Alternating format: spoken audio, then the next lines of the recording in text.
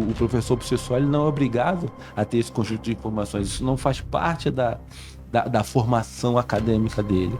Mas dentro de um protocolo, daquilo que são traços psicopáticos, daquilo que são os comportamentos relacionados ao bullying, com certeza ele vai conseguir evitar muitas tragédias, desde que ele tenha um conhecimento e tenha ali aquilo que é o briefing, né? Aquilo que são os pontos A, B, C e D que vão evitar o evento. De nada vai adiantar a figura armada depois que o evento aconteceu. O professor tá ali, um ser humano, que também cada um tem o seu problema particular. O professor tem boleto. Tem boleto para pagar, né? Tem filhos. Às vezes chega na escola, marido. Aquele dia que ele tá sem paciência. Trabalha em casa. Tem 20 alunos para ele ali dominar. 4 são autistas. 4 são autistas. Forma com que como o professor fala com os alunos naquele dia, ou se o profissional já tem esse hábito de gritar com os alunos, né, para que eles fiquem quietos, não tem o domínio da turma. Então começa a gritar, inflama, daqui a pouco tá aquela bagunça e ele acha que só vai resolver o problema no berro. O baixo recurso estratégico emocional, né? Porque algumas coisas a faculdade nunca vai ensinar.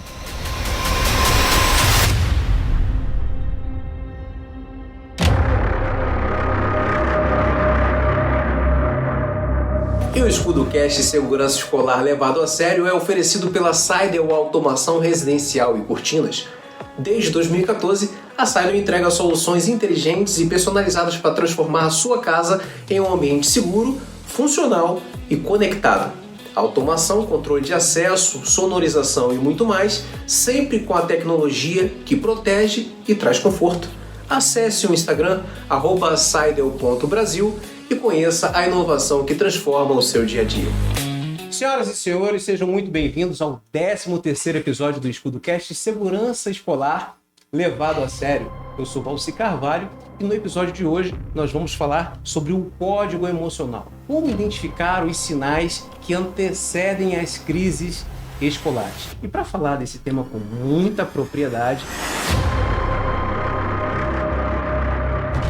eu quero apresentar a vocês o nosso convidado de hoje, que é um psicanalista, um profissional muito experiente. Para falar desse tema, eu quero apresentar a vocês meu amigo Demétrio Pinheiro. Muito obrigado por prazer, gratidão, cara. Aí, meu amigo, gratidão pelo convite. É um prazer falar com a sua audiência.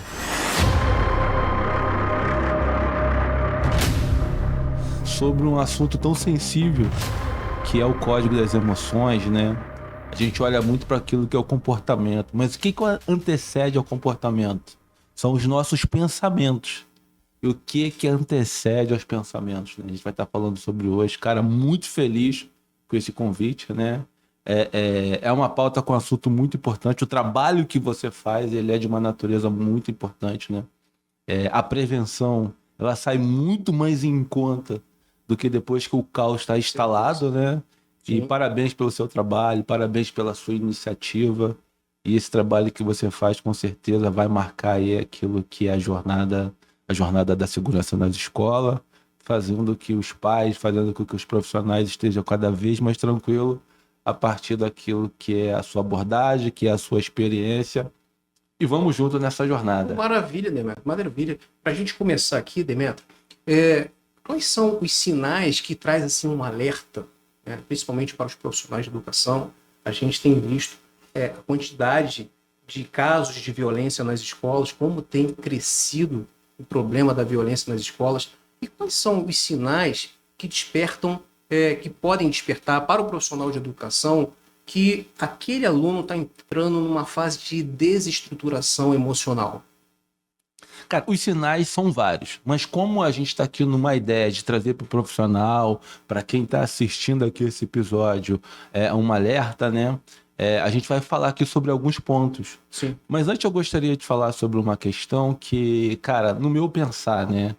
A escola, ela tem um papel extremamente importante daquilo que é o emocional do aluno. Mas quando a gente vai ver numa jornada, sei lá, uma jornada de 5 horas, que é o meio período escolar, 5 vezes 4, 20. Significa que o aluno passa 20 horas da sua semana dentro de uma escola. Uma sala de aula. Que é quase um dia. Sim. É extremamente significativo. Mas toda vez que a gente fala de problema de estrutura emocional, e a escola, de uma certa forma, ela negocia um pouco isso, é questão relacionada à estrutura familiar. Uhum. É lógico que aqui a gente está falando, o programa ele é voltado para aquilo que é a natureza da escola em si. Mas quando a escola ela busca essa ligação com aquilo que são os pais, com aquilo que é a realidade de cada aluno, porque se a gente pega uma sala de aula onde tem, sei lá, 20 alunos, vamos dar aqui um exemplo. A gente está falando de 20 cabecinhas com sua história, com suas rejeições, crianças que estão vendo ali violência doméstica, crianças que estão presenciando, de repente não tem referência paterna e experimentou o abandono, a culpa, a rejeição, o medo. Eu lembro de uma, só para você ter uma ideia, eu lembro de uma paciente que ela buscou a psicanálise junto com a hipnose para tratar o sobrepeso. O que isso tem a ver com a escola? Foi na escola que a questão dela startou, né? Ela tinha TDAH na época, né? Que o TDAH faz com que a atenção da criança seja uma atenção não plena, tem dificuldade de concentração. E a prova dela era adaptada. Só que criança, né, tem toda aquela paixão pelo professor.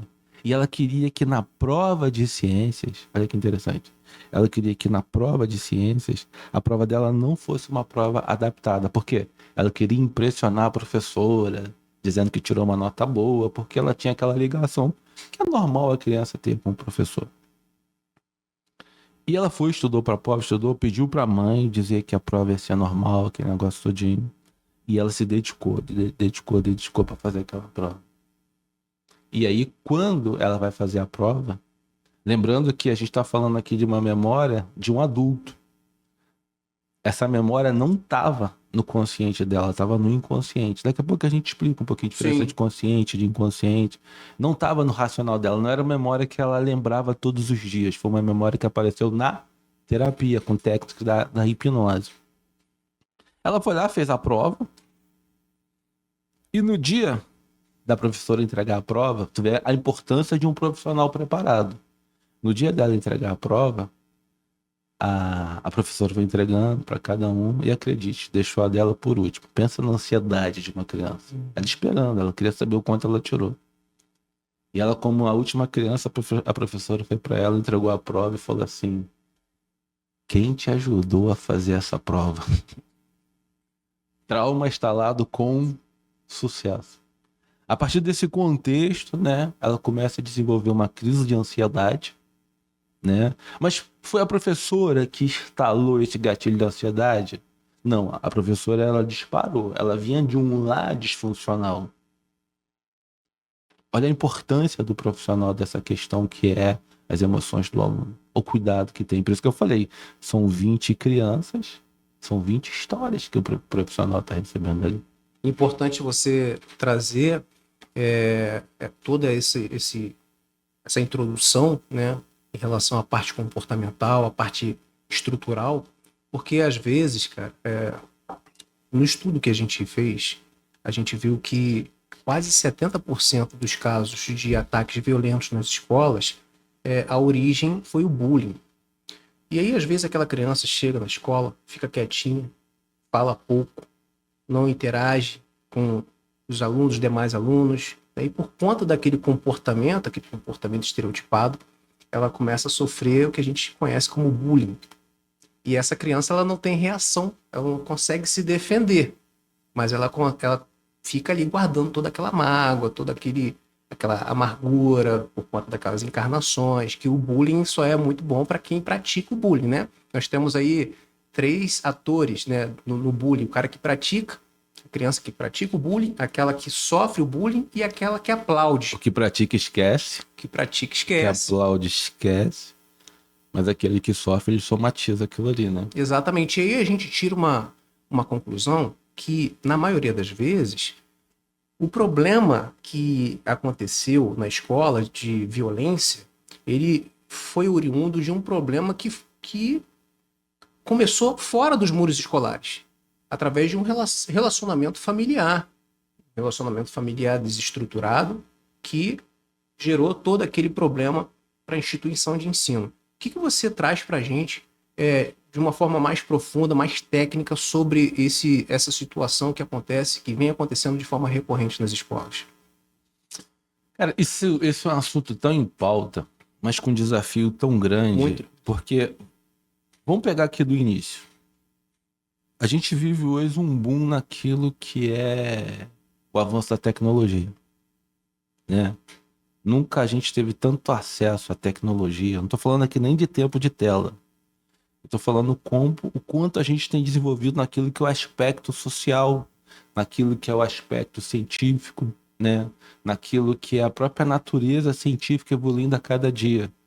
Mas quando você olha para a inteligência emocional de cada um, você vai ver que quanto mais a sociedade tem evoluído, mais ela tem se tornado emocionalmente frágil. Isso é muito interessante. Sim. E você vê a criança de hoje. A criança de hoje ela tem mais fragilidade emocional do que talvez a gente que é da década de 70, 80, né? Tem menos casca, né? Digamos assim, né? E o quanto isso tem deixado passar desapercebido naquilo que é a capacidade emotiva. Porque, vamos lá, a gente tem 3 tipos de inteligência. A gente tem inteligência cognitiva, né? Até 1995, né?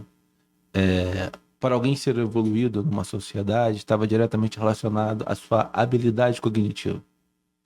Filho de médico se tornava médico. Filho de engenheiro se tornava engenheiro. Filho de sapateiro se tornava sapateiro. Por quê?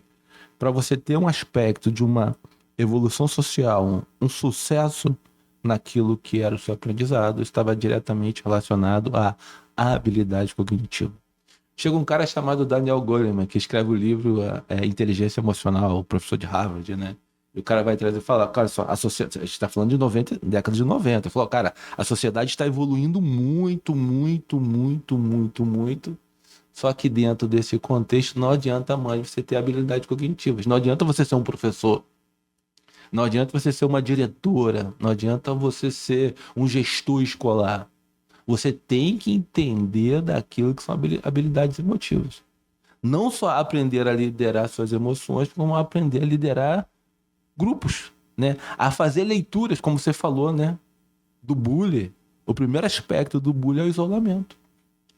Um professor, um profissional que deixa isso aí passar. A gente falou, né? Tava até batendo papo ali embaixo da negatividade do problema. Não quero enxergar esse problema desse aluno ali. Esse aluno tá lá no canto. Eu não quero enxergar esse problema, porque eu tô com tanta demanda. E é exatamente isso que eu ia tocar, que às vezes o professor ele acha que já está com uma carga de trabalho tão grande. Eu não vou abrir mais uma. Entra a questão da desvalorização profissional e ele vê, mas ele não dá a atenção devida para aquele problema, costuma evoluir para casos de violência drástica dentro das escolas, que destruindo famílias e tantas coisas mais. Daí a importância do protocolo. Sim. Se tem algo pré-estabelecido, né? A gente consegue ali previamente, né? Através daquilo que é uma informação passada, aonde o professor sai do modo automático, da negativa de um problema. Não, isso é mais uma questão, isso é coisa de criança. Exatamente. Mas a gente não está falando de um dia, né? Não é um dia onde o aluno está isolado, né? Onde vem lá a primeira pergunta, né? Como você identificar? O isolamento é o primeiro aspecto. A irritabilidade, a agressividade. E essa parte aí da irritabilidade e agressividade, a gente que chama atenção, Demétrio, é que dos casos que a gente estudou, 50% deles esses atos de violência foram cometidos por menores de idade. Crianças de 13, 14 anos. E eu lembro de um caso que aconteceu em São Paulo, de um aluno de 13 anos de idade. Ele já tinha um histórico de agressividade. Ele foi transferido de uma escola para essa onde o problema aconteceu, né? Se envolveu numa briga. A professora de 71 anos de idade separou essa briga e ele ameaçou a professora. Eu vou te matar. Só que aí, o que a gente observa é que não dá para subestimar hoje uma ameaça apenas pelo fator idade do aluno. Ah, mas foi uma criança, foi um adolescente que falou, ele não tem como, ele não tem essa coragem de executar, de fazer. E aí são vários critérios que devem ser observados e hoje a gente percebe que passa despercebido por muitos profissionais de educação, acredita que não vai acontecer. E esse aluno voltou no dia seguinte e deu uma facada nas costas dessa professora de 71 anos. Essa professora morreu. Depois ele feriu outras 5 pessoas. Ou seja, um aluno que já tinha uma história de agressividade, já tinha um comportamento ali que eram os sinais que foram ignorados ou que até foram vistos, mas não deram a devida atenção para aquele sinal e acabou acontecendo o pior. Então, esse é uma atenção que a gente traz para os profissionais de educação de todo o país. Lembrando que a gente está aqui no canal do YouTube, você que está nos acompanhando aí, já compartilha esse episódio com as pessoas que você conhece, profissionais de educação, pais, familiares, porque eu tenho certeza que muita coisa vai ser falada aqui para poder ajudar a você ampliar o seu campo de visão em relação ao quesito segurança dentro do estabelecimento de ensino. Então, Demetrio, eu vejo que isso é um problema que tem se tornado uma recorrência dentro das escolas. O problema de o aluno ter 12, 13 anos, vir de um histórico de agressividade, que esse histórico de agressividade já entra dentro do fator desestruturação familiar. Né? E a escola não investiga, não acompanha, não aciona os órgãos competentes para poder ver qual é o tratamento que essa criança está tendo dentro, não sei, de sua casa, com seus pais, o que está acontecendo, para evitar, trazer aí a prevenção para as escolas, porque ali esse ambiente acaba ficando contaminado de uma forma que coloca em risco toda a comunidade escolar, por conta de um comportamento de um aluno. Você quer ver um fator interessante? Aconteceu em 2020, um pouco antes da pandemia, em São Pedro da Aldeia, uma escola ali em São Pedro da Aldeia, onde um aluno, filho de um policial, pro bullying, né? Porque quando ele está sofrendo bullying, ele vai querer se impor de alguma forma. Se não é na força, ele vai querer chamar a atenção. É o nosso instinto primitivo de defesa. A luta ou fuga, né? Sim. Você lutar ou fugir, mas como é que você vai fugir da escola? Se todo dia você é obrigado a ir para a escola. O filho não quer ir, a mãe não sabe nem por quê. Eu não quero ir para a escola. Não tem o diálogo dentro de casa. Não, você vai para a escola sim, porque você tem que ir. Eu pago a escola para você e... Então ele não quer ir, chega lá ele sofre o bullying. No caso desse menino, ele leva uma... Não foi granada, cara, foi uma... Spray de pimenta? Cara, foi spray de pimenta, acho que foi spray de pimenta. Lacrimogêneo. O gás lacrimogêneo. O gás. E dentro desse contexto, o que eu achei o erro da escola ali, né? A escola, para se preservar, ela não deu publicidade ao fato. Mas eu te garanto, a escola resolveu do jeito dela lá. Ele não levou só uma vez, né? Era a forma dele ameaçar, eu vou fazer isso, vou explodir isso aqui. Enfim. Ele dizendo que era uma bomba, que era uma granada, mas não era uma granada. É de efeito moral. E aí, por que eu tô falando isso? A escola, ela preferiu abafar a situação, porque aí entra a questão, né? A segurança da escola não tá legal. Mas se ela dá publicidade para esse evento, eu te garanto que todas as escolas da região ia ter um olhar mais crítico para aquilo que é a segurança da escola. Muitas das vezes a escola, quando ela pega um fato hoje, o que ela tenta fazer? Ela tenta guardar para mostrar que a escola é segura, talvez com medo de perder. Medo do rótulo, de carregar esse rótulo negativo de a escola que aconteceu o problema XYZ. E, na verdade, quando você dá publicidade, existe uma coisa chamada efeito pedagógico. E fazer o que é certo, não pode negociar aquilo que é certo. A escola, na maioria das vezes, ela tenta fazer o quê? Por causa dessa questão do rótulo, ela tende de alguma forma fazer com que o evento não seja tornado público, com medo de perder essa inscrição e perder aluno, né? Mas na verdade seria um grande favor, porque toda vez que acontece um evento, o que acontece ali? O alerta situacional da segurança das escolas tende a aumentar. Sim. Eu venho, já passei pela carreira da aviação, né? E na aviação funciona o seguinte, né? Toda vez que existe uma tragédia aérea, o alerta situacional sobe. E quanto mais você vai ficar distante daquilo que é um acidente aeronáutico, mais próximo você está de outro, porque você vai relaxando, relaxando, relaxando. E o que evita o acidente é justamente são os adestramentos, o checklist, trazendo, olha só, em tal ano aconteceu esse fato, esse fato, esse fato. Você vai refrescando aquilo que é o treinamento, a memória. Gerar memória muscular. Porque senão a gente vai... Não, cara, de boa, tem gente que... Esse assunto ele é tão sério, tão levado a sério, mas eu te garanto que tem muitos profissionais da educação que não está dando importância para isso. Não está dando importância. Eu vou falar para você exatamente esse exemplo que você trouxe para a gente agora. O que aconteceu em 2011, em Realengo, na escola Tasso da Silveira, né? Aquele agressor entrou armado na escola, ou seja, controle de acesso não tinha. Ele tirou a vida de 12 crianças, deixou outras 12 feridas, e aquilo ali causou uma comoção nacional, mundial, né? O tamanho do trauma que ficou para aquela escola, né? Quantas famílias, né? E aí fica todo mundo apavorado naquele momento. Só que aí, olha o que acontece, e isso diz muito da gente enquanto sociedade.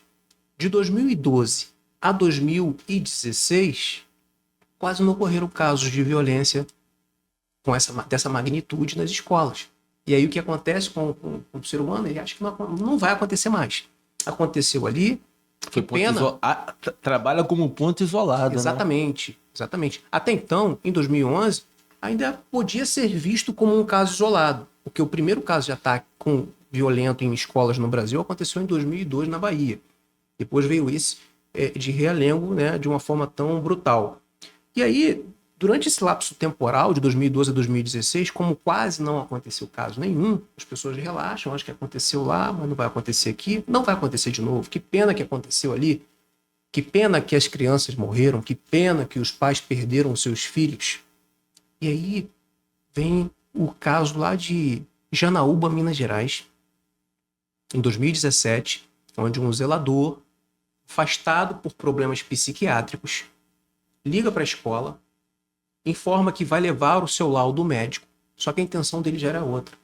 Então ele chega na escola com uma mochila, um galão de produto inflamável dentro da mochila, ou seja, a mochila aparentava certamente estar pesada. Ele não tira o capacete, ele entra na escola, vai direto numa sala de aula, tira aquele galão, joga aquele produto em todos, crianças e professores que estavam dentro daquela sala, inclusive no próprio corpo, e atia fogo. O resultado disso foram 13 pessoas mortas e 41 feridas. Uma das mortas foi a professora que lutou com o agressor e conseguiu salvar ainda 25 crianças. Ou seja, acontece um fato desse, todo mundo fica apavorado novamente. Nossa, estou com medo de mandar meu filho para a escola. Começa a aumentar. Eu lembro que em 2023, no ápice dos ataques, o que estava acontecendo em 2022 e 2023? Aumentando o número de ataques violentos nas escolas, com um intervalo de um ataque para o outro, reduzindo cada vez mais. E acontecendo, e acontecendo, e acontecendo. Então, todo mundo estava apavorado. Aqui na nossa região, por exemplo, teve casos de crianças que foram para a escola com a faca dentro da mochila, mas não para atacar ninguém, mas para se defender. Tamanho o desespero dos pais e a forma que eles estavam perdidos sem saber o que fazer. Olha, se acontecer alguma coisa, pelo menos se defende. Então, a gente percebe que a recorrência desses casos, né, que já deixou de ser um fato isolado há muito tempo, casos de violência nas escolas, as pessoas ainda estão distraídas, achando que não vai acontecer e não se preparam. Eu tive, ano passado, nos Estados Unidos, fazendo uma pesquisa em loco lá sobre segurança escolar, e nos Estados Unidos eles treinam de 7 a 8 vezes por ano em tempo de paz, justamente para gerar essa memória muscular e numa eventualidade, numa situação real, todos já sabem vão saber exatamente o que fazer. Então, qual é a nossa finalidade maior aqui nesse programa, desse podcast, onde a gente traz sempre profissionais para trabalhar com profundidade sobre áreas específicas, é elevar o seu nível de consciência, que você entenda a importância dessa adaptação, entender que o momento que nós estamos vivendo não é... A gente não está falando de uma cena de filme, um filme violento, que quando você acha que está violento demais, você vai lá, desliga a televisão ou muda o canal. A gente não está falando disso, a gente está falando de cenas reais. Você pode até não gostar do assunto, achar violento, desligar, não querer assistir mais, mas ele vai continuar acontecendo. Então é sobre isso que a gente traz para você. Você precisa entender a importância de se preparar para que casos de violência, como já aconteceram no país, possam ser evitados através da prevenção e, se ainda assim acontecer, você saiba exatamente o que fazer, porque isso vai mitigar os danos que podem causar através dessas ações violentas. E dentro daquilo que é a nossa psique humana, é muito legal você falar disso aí, é porque a gente está o tempo todo querendo transferir problemas. A gente tem vários desafios, a gente falou do professor, do diretor, do pai, esses vários desafios. Isso aí, aparentemente, é uma coisa que nunca vai acontecer. E por que eu estou falando isso? Existe uma cultura nossa, né? O Estado ele é muito paternalista. Sendo o Estado paternalista, a gente sempre vai esperar aquilo que é uma ação do Estado. Espera uma lei, só que ela não vem. Espera uma ação, espera um decreto, espera algo do vereador, do deputado, do prefeito. E, na verdade, enquanto a gente deixar o Estado governar a nossa vida, se em qualquer área, né? A gente está falando especificamente da segurança escolar. Cara, o Estado não dá conta. O Estado tem várias... A segurança escolar é uma das infinitas demandas que Brasília tem, que qualquer governador tem. E você, olha a importância do que você acabou de falar. Eu conversando com um diretor de uma escola particular, há um tempo atrás, ele falou assim, olha, o seu projeto é muito legal, mas como é um assunto mais voltado à segurança pública, nós temos aqui alguns pais, policiais militares, policiais civis, e quando tem alguma coisa a gente já recorre a eles. O que esse gestor, no primeiro momento, faz? Ele terceiriza a segurança da escola em uma escola privada. Ele terceiriza a escola. Depois ele ainda não entendeu o que está acontecendo. Quando nós falamos em ataque por agressor ativo, nós precisamos entender que esses agressores, a finalidade deles é fazer o maior número de vítimas no menor espaço de tempo. Há pouco tempo atrás, alguns meses atrás, nós tivemos um caso aqui em Cabo Frio que um garoto, um homem, entrou na escola com uma faca para ameaçar a ex-namorada e um outro aluno.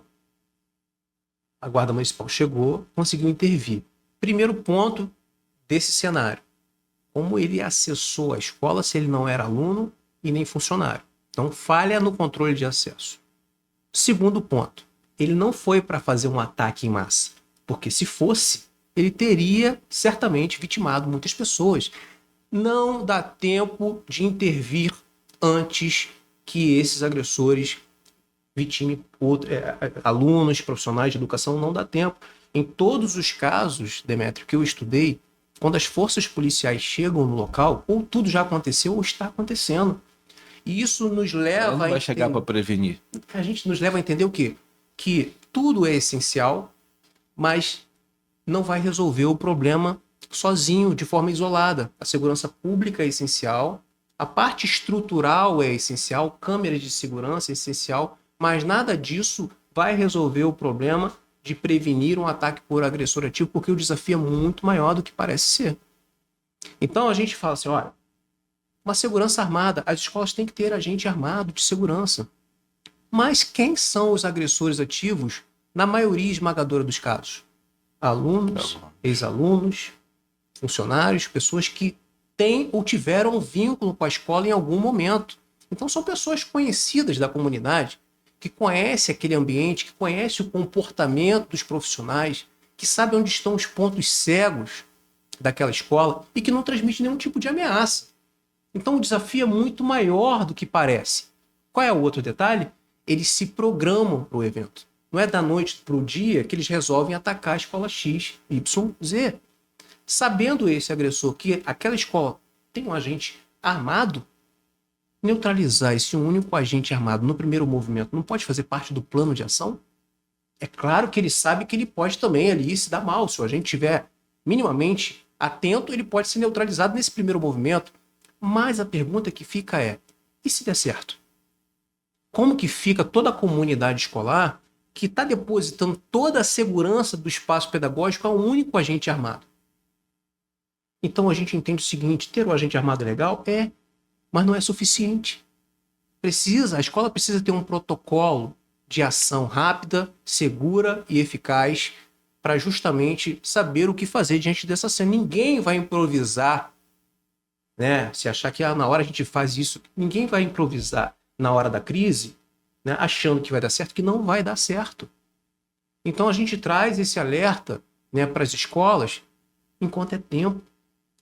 Demetrio, você não tem ideia da quantidade de vezes que eu me emocionei e me emociono até hoje vendo as histórias, ouvindo as histórias das mães, das avós que perderam seus netos, seus filhos em ataques. Muda a história de uma geração. Nossa, cara, você não tem ideia. É o irmão que ficou, então, é esse o pai. projeto não é meu, é um projeto, eu sou apenas um instrumento que eu quero levar para vocês o caminho que vocês precisam fazer. Porque eu pesquisei tudo para justamente entender o que estava acontecendo. Não tem como eu chegar e apresentar uma metodologia para você sem antes fazer um diagnóstico. Calma aí, quem são os agressores? Quais são os modos operantes? Por que eles agem? Quais são as motivações? Qual é a origem dessas armas? E quando se fala em segurança escolar, né, talvez esteja relacionado àquilo que é drogas, àquilo que é furto. Só que isso aí não é um dano permanente. Não é um dano permanente e não tem vínculo com o índice de criminalidade local. E quando você fala da figura do agente armado, cara, se não houver ali o ensaio, se não houver ali o protocolo, cara, beleza, o que isso tem a ver com inteligência emocional? Inteligência emocional é treino também. É treino. Vamos trazer aqui para aviação. Diferente do carro, né? O piloto, ele treina aquilo que é uma pane hidráulica, ele treina aquilo que é pousar com motor. Pousar são os dois motores, treinar autorrotação, vai treinando, porque quando um evento real acontecer, ele sabe exatamente o que precisa fazer. Não é na hora improvisar, é na hora saber o ponto A, B, C e D. E engraçado, cara, que eu lembrei aqui agora, uma vez um professor falou para mim assim: cara, eu não quero saber disso não, eu sou pago para dar aula. Eu falei: é uma pena você pensar assim, porque os profissionais de educação também estão morrendo na mão desses agressores ativos. Não é só os alunos, ainda que fosse só os alunos. Ele não entendeu o que está acontecendo, o tamanho desse desafio. E aí entra a questão, por que talvez ele tenha falado isso? O problema da sobrecarga, o problema da desvalorização profissional. Cara, é doideira você falar isso aí, que você me remeteu aqui. Quando eu morava no Rio de Janeiro, eu morei em Campo Grande. Eu queria fazer faculdade, entrei no pré-vestibular comunitário da Fundação Getúlio Vargas. E naquela época não tinha Enem. Né? Naquela época você fazia vestibular para UERJ, para UF, era direto. E as pessoas iam buscar licenciatura. Não, eu vou fazer licenciatura porque licenciatura a concorrência é menor. Olha que doideira. Tava decidindo fazer letras, fazer matemática, fazer história, fazer geografia, não porque gostava da profissão, mas porque aquele ali era a saída que ele tinha dentro da baixa escolaridade para passar numa universidade pública. Beleza, passou numa universidade pública. Aí vai enfrentar a realidade daquilo que é o ensino brasileiro, seja ele público, seja ele privado. A pessoa já não tem paixão por aquilo ali. A pessoa já não gosta daquilo ali. Então, quando ela tá numa sala de aula com 10, 20, 30 alunos, cara, o menino que tá lá no cantinho passando bullying, 1 dia, 2 dias, 3 dias, cara, ela tem que tomar conta de 20. Então, na percepção dela, ela não consegue fazer uma imaginação de futuro que aquilo ali pode ser um dano irreparável. Talvez para a vida dela tá em risco. Sim. Né? Então, dentro desse contexto, aquilo que é ressignificação da valorização da profissão, cara, no treinamento como esse, parte do próprio profissional. Ele não pode... beleza, existe a figura do diretor, existe a figura do gestor, mas quem vai estar ali de cara a cara com o aluno é quem? É a figura do professor. Só que a gente falou lá no início, ele tem a demanda salarial, ele tem a demanda de sobrecarga, ele tem várias demandas relacionadas. Aí vamos voltar lá para a figura do aluno que está sofrendo bullying. Talvez essa criança, a rejeição dela foi uma rejeição paterna. Freud vai dizer, puxando um pouquinho aqui para a psicanálise, que a primeira infância, dos 0 aos 7 anos, é onde a gente tem mais neuroplasticidade. Você vai ver uma criança ela tem a capacidade de estar brincando de massinha aqui, tá passando um desenho de inglês, ela tá brincando de massinha e aprendendo aquilo que é o inglês. Vai um adulto aprender inglês como é extremamente desafiador. Só que essa mesma esponja da criança para aprender algo, ela também tem a capacidade de aprender aquilo que são as emoções negativas, né? Então, ela experimenta o abandono de um pai que está indo embora de casa. Beleza, então, abandono sofreu. Ela vai para a escola. Na escola, queira ou não, ela vai passar por algum tipo de abandono. Abandona ali na hora de escolher o grupo, de repente ela não foi selecionada, na hora de apresentar o trabalho lá na frente. Só que isso sendo um comportamento isolado, ok, um dia a criança ficou triste, outro dia ela está isolada. Agora, você vai ver que como isso começa a ser uma recorrência, aquele aluno ele tem que ser, de alguma forma, ele tem que ser acompanhado. A escola tem que ter atenção para isso. E um problema que nós temos hoje, né, a gente tem visto que esse problema de tela não tem sido um problema exclusivo só de crianças e adolescentes. Muitos pais estão agarrados nas telas e estão deixando de dar a atenção devida para os filhos. Não estão prestando atenção no comportamento dos próprios filhos dentro de casa. Por que a sociedade está ficando mais doente, meio avanço tecnológico? Cara, é antinatural, cara. Quem tá assistindo esse podcast aqui agora, beleza. Tá preso a um estímulo como se fosse um estímulo de um filme. Como se fosse um estímulo de um seriado, de um programa, né? A gente está aqui no mesmo assunto. Só hoje o que dá estímulo dopaminérgico não é um evento como esse. É uma coisa chamada Reels. A cada 15 segundos você tem uma descarga dopaminérgica. Vai passando. O vídeo é o quê? 7 segundos, 15 segundos? Você vai mudando. Você vai deixando lacunas e vai vendo o próximo. Você vai cansando a sua mente. Ao mesmo tempo que você vai cansando a sua mente, ela vai querendo mais. Vai querendo mais. Então, dentro desse contexto, eu não tenho tempo e nem tenho saco. Minha mente está cansada para eu pegar. Porque, vamos lá. Discipular filho dá trabalho. Muita coisa. Dá trabalho discipular filho. Sentar à mesa. A gente está fugindo aqui até da escola, né? Sim. Mas é uma realidade. Sim. Né? A escola entendendo isso, dentro daquilo que é uma palestra, porque, cara, exatamente é a negatividade do problema. A gente fez a conta lá no início, ele passa 20 horas por semana na escola. Não chega nenhum dia. Então, 6 dias e 4 horas ele está dentro da casa dele. E a escola, muitas das vezes, quer abraçar, por uma questão econômica, essa função, a escola meio que já aceitou isso. Talvez por uma concorrência, não sei, de discipular. A escola já aceitou de dar o norte emocional para o aluno. Só que o problema começa lá dentro de casa. Então, um protocolo onde existe essa parceria escola e pais, cara, é o que vai fazer com que coisas ruins aconteçam ali no meio acadêmico, no meio escolar. A segurança escolar, ela deve ser compartilhada. Ela não pode, de forma nenhuma, ser dada essa responsabilidade apenas para um setor, ou para um movimento, ou para uma porta com detector de metal, ou um muro alto, achar que isso vai resolver o problema. Tem um problema da escuta ativa, né? Que às vezes aquele aluno que não tem essa boa relação dentro de casa, e ele também não consegue encontrar na escola, na figura do professor, buscar uma ajuda, pedir um socorro. Como que você vê esse cenário, cara? É muito difícil para a criança, para um adolescente que passa por um problema traumático dentro de casa e ela não consegue ver na figura de um adulto alguém que realmente possa o ajudar diante daquele problema. E aí são problemas que acabam gerando outros problemas e ele vai acumulando até chegar uma hora que ele não aguenta mais. Nós tivemos casos de Aracruz, por exemplo, que um ex-aluno de 16 anos de idade, o pai policial militar, ele pega as 2 armas do pai e comete 2 ataques simultâneos, numa escola pública e numa escola particular.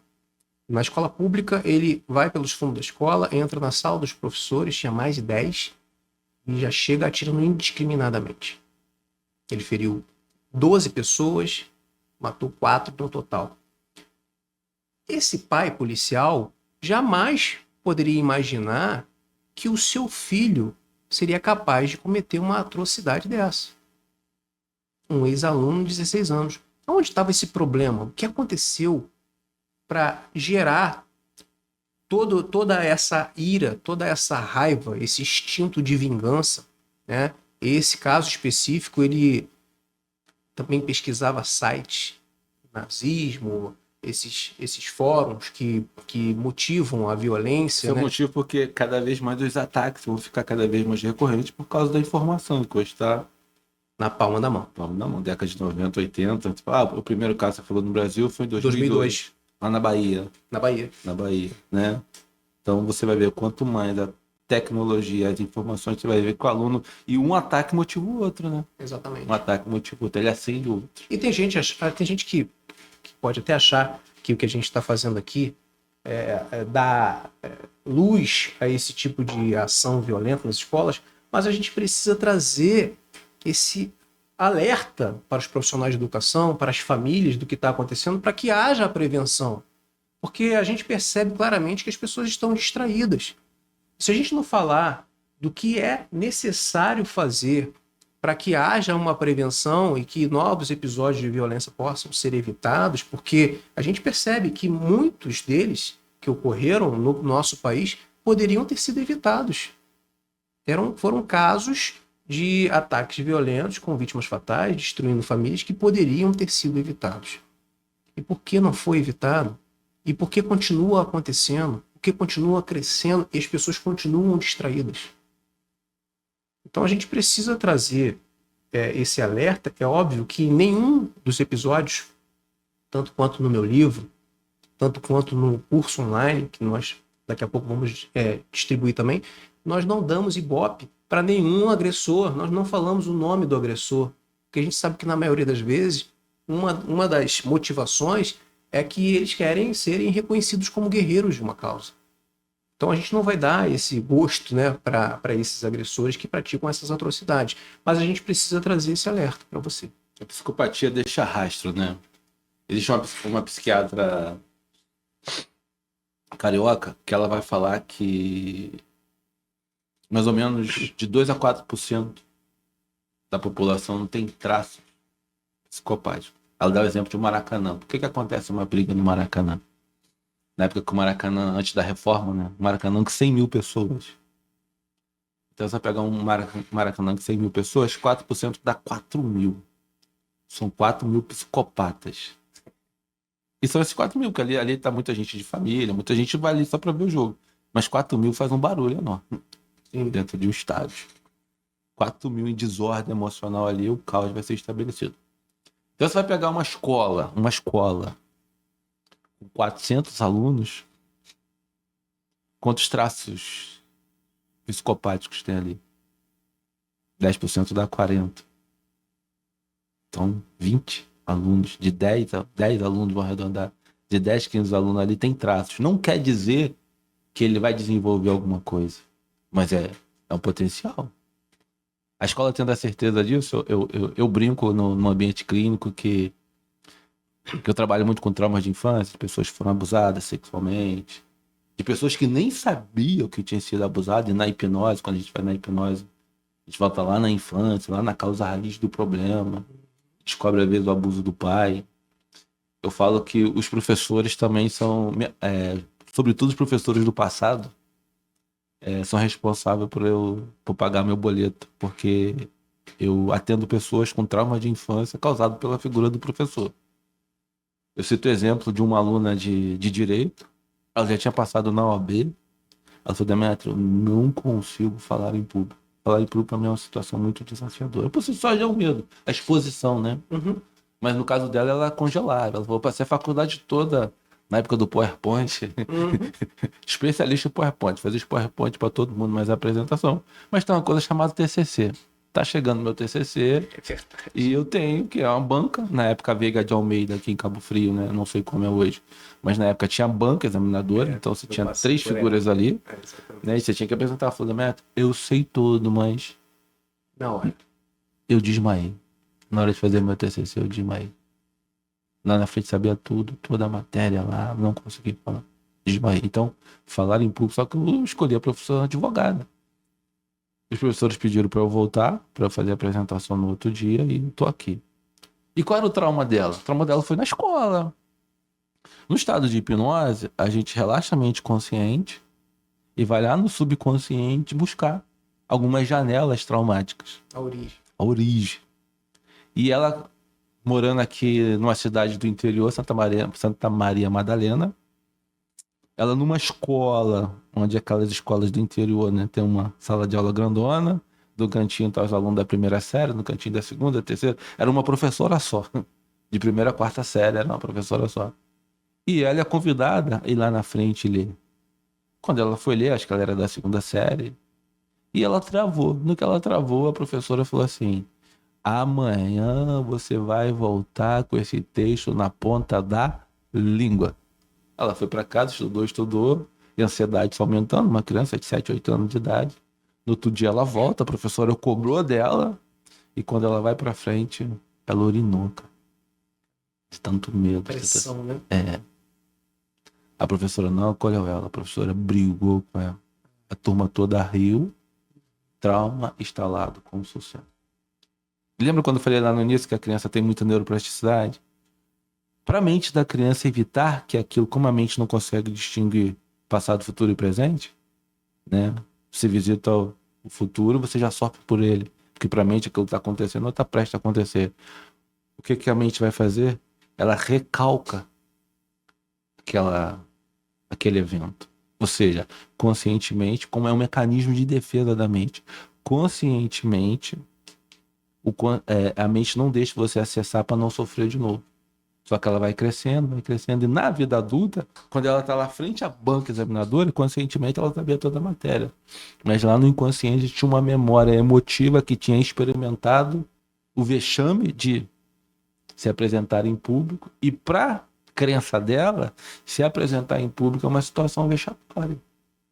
Então, para ela não passar por aquilo de novo, não fazer xixi, o que a mente dela faz? Mecanismo de defesa, coloca todos os disjuntores embaixo, ela vai e desmaia.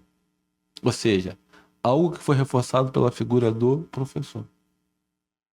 O professor entender isso, que ele pode instalar o gatilho.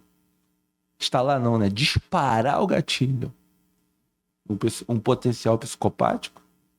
Se ele ficar em alerta, cara, ele vai evitar bastante coisa. Mas para isso ele vai depender de um protocolo.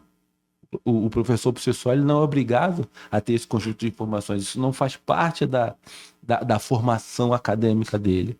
Mas dentro de um protocolo, daquilo que são traços psicopáticos, daquilo que são os comportamentos relacionados ao bullying, com certeza ele vai conseguir evitar muitas tragédias, desde que ele tenha um conhecimento e tenha ali aquilo que é o briefing, né?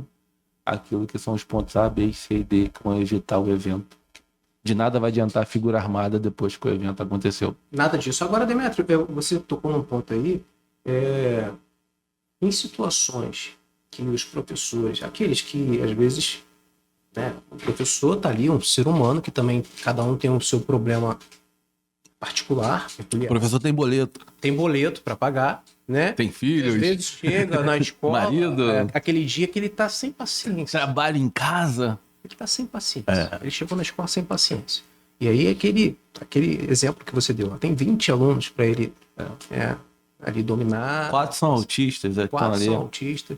E aí, o professor, nesse dia, ele não aguenta, ele começa a gritar com os alunos para ficar quieto. Começa a gritar, cala a boca, não sei o quê, vou botar de castigo, não sei o quê. E aquela pressão em cima dos alunos. Isso também pode ser uma forma de um gatilho desse que você acabou de dar esse exemplo aí, a forma com que como o professor fala com os alunos naquele dia, ou se o profissional já tem esse hábito de gritar com os alunos, né, para que eles fiquem quietos, não tem o domínio da turma. Então um começa a gritar, inflama, daqui a pouco tá aquela bagunça e ele acha que só vai resolver o problema no berro. Às vezes aquele é o último recurso dele, né? É o último recurso dele é relacionado com aquilo que é o baixo recurso estratégico emocional, né?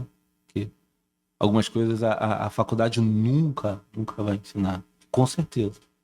Porque, digamos que, vamos pegar aqui, né? Uma criança com traço de psicopatia. São as crianças que fazem esse evento. Ele já experimentou esse ambiente em casa. Um ambiente agressor. Onde o pai tá batendo a porta, onde o pai chega bêbado, onde a família tá em desordem. E quando ele vai para a escola, aquilo é um reflexo da continuidade daquilo que é um ambiente caótico. O cérebro dele tá esquentando. O medo está sendo novamente repetido. Naquele ambiente que talvez em algum momento ele ia esperar ser aceito. E aí essa criança ela pode ter duas reações. Ou ela vai recuar, né? Vai ficar aí isolada com medo, tamanho medo da forma que ela é tratada, ou ela vai fazer igual. Vai fazer igual. Vai ser também agressiva, vai ser falar alto, vai querer bater, vai querer gerar um comportamento mais impulsivo. Ou ela não seja o agressor, mas ela vai potencializar no agressor, porque ela vai descontar através do bullying. Ela vai lá no recreio para uma questão de afirmação. Eu grito em casa, aquele grito comigo, eu tenho que gritar com alguém.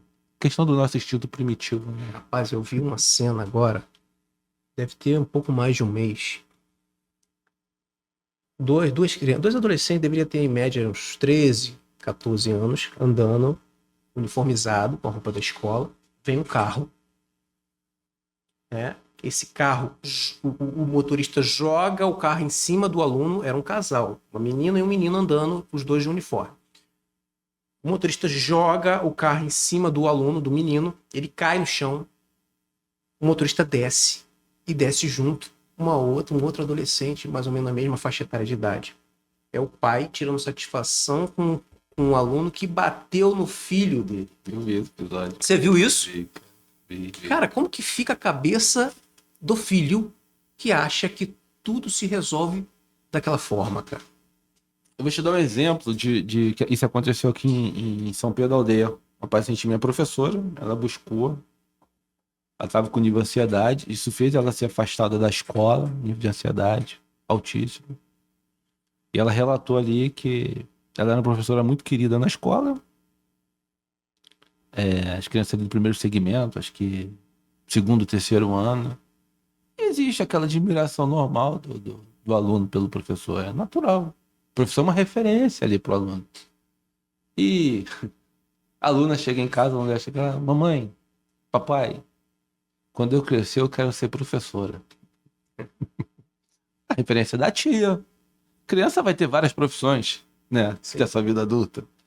E os pais acharam aquilo ali um absurdo. Como assim você quer ser professora? Seus pais são advogados. Professor no Brasil é falido. Professor no Brasil é assalariado. Não satisfeito, eles foram na escola. Meu irmão, eles pegaram essa professora. O que você está passando para minha filha? O que você está colocando na cabeça da minha filha? E ali despejaram, eu vou te processar, vou fazer isso, vou fazer aquilo. E pior, né? A escola, por uma questão de interesse financeiro, ficou do lado de quem? Sério. Ficou do lado da professora. Só que tem aquela criancinha que tá vendo tudo isso. A criancinha tá ali. A criança tá entendendo, cara? Não tá. Pais doentes, cara. Ignorância. Pais doentes, Sim. cara. Isso é o reflexo da nossa sociedade hoje. O mundo tá muito competitivo, né? Hoje, quando o pai coloca o aluno na escola, ele quer resultado? Não, meu filho tem que passar numa escola militar. Meu filho tem que passar nisso, tem que passar naquilo. Cara, o moleque tem 7, 8, 10 anos. É a melhor escola. Cara, de boa, cara. Você tira o exemplo do ensino japonês. Aí a gente abre um pouquinho aqui. Uhum, sim. No ensino japonês, até mais ou menos equivalente aqui à quarta série, ao terceiro ano, lá não tem prova. Não tem prova. Eles vão pegar e vão trabalhar naquilo que é a inteligência emocional do aluno. Questão relacionada a emoções, ressignificação. Porque o mundo é pressão. O mundo é pressão. O mundo é rejeição, o mundo é não. E eles vão ensinar o aluno a questão da inteligência emocional. Você cresce meio à pressão. Só que estão ensinando isso ali pro aluno. Só que nesse momento não tem prova, nesse momento os trabalhos são todos feitos. E a partir do quarto ano, lá no Japão que começa a aplicação das provas. Isso o aluno já está ali com 7, 8 anos de idade, 9 anos de idade. E eles são excelentes alunos. Aqui, meu irmão, o aluno já no primeiro ano já chega com a maquete grandona em casa para fazer. Porque a escola tem toda essa pressão de resultado, porque a gente é da sociedade do... Tá? Isso tem deixado professor doente, aluno doente, frustrados, que potencializa tudo aquilo que é. A pressão é tão grande, ele não consegue resolver tudo isso para poder apresentar todo esse resultado que é cobrado. E aí a frustração ela já inicia já naquela fase, né, onde ele tinha que estar todo vapor, todo gás. Eu acho que é uma sequência que ela é quebrada. Quem governa o jogo da mente, governa o jogo da vida. E essa questão da inteligência emocional, né, como eu falei, a inteligência cognitiva vai até 95 para cá, governa o jogo da inteligência emocional, só que ela não é uma pauta ainda presente naquilo que é o ensino brasileiro. Existe muito a questão relacionada à inteligência cognitiva. Em alguns países, né, já entendeu que o QI, que é o coeficiente intelectual, ele não está predominando mais sobre o que é. Harvard está aplicando muito isso. Antigamente, uma empresa ia contratar lá em Harvard os alunos que tinham melhores notas. Agora estão contratando os alunos que têm mais coeficiente emocional. Só que a escola tem esse papel importante, e isso é passado de forma desapercebida, de investir na inteligência emocional do aluno. Mas como o professor vai dar algo que ele não carrega? Essa é a grande questão. Como ele vai dar algo que ele não foi, de alguma forma, apresentado para ele, aquilo que é inteligência emocional? Que é o professor sobrecarregado, que é o professor com seus desafios, que são os pais cobrando, né? Hoje, quando o professor vai escrever uma coisa na agenda, ele tem que ter muito cuidado. Sim. Ele tem que ter muito cuidado. Porque se o pai entender aquilo mal, hoje a cobrança do aluno com relação, do professor com relação ao aluno, se o pai se sentir ofendido, no outro dia ele está na escola. Está na escola reclamando, está na escola, abre aspas, fazendo barraco.